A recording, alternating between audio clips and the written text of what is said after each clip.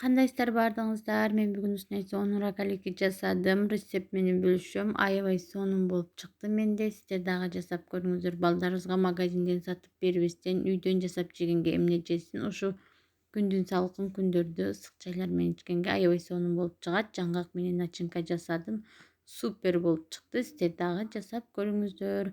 Алгач эле унубузду ээлеп алып, сливочный масло менен ушундай сонун крошка жасап алдым. Андан соң 3 аш кашык сметана кошуп, жумшак колго жармаша турган камыр жасап, пакетке ороп 10-15 мүнөткө холодильникке дем алдыргалы калтырдым.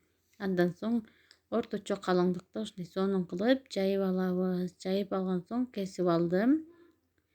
Өзүңүздөр каалооңуздарга карап, канча болсо семьяңыздарга карап жасайсыздар. Мен рецепттерди көз өлчөмүндө эле жасайм, ошондуктан таразыга тарткан жокмун. Сиздер дагы үйдө канча өзүңүздөр ошого карап жасай бересиздер. Сахарный пудра менен жаңгакты аралаштырып алдым. Сахар деле боло берет, экөөнү аралаштырып, ичине 1 кашыктан салып, түйүп алабыз. Аябай бат бышкандыктан мен бир аз кызыл болгонун каалагандыктан 10 мүнөткө койдум духовкага. Кызып турган духовкада 180 градуста 10 мүнөткө колдурдум.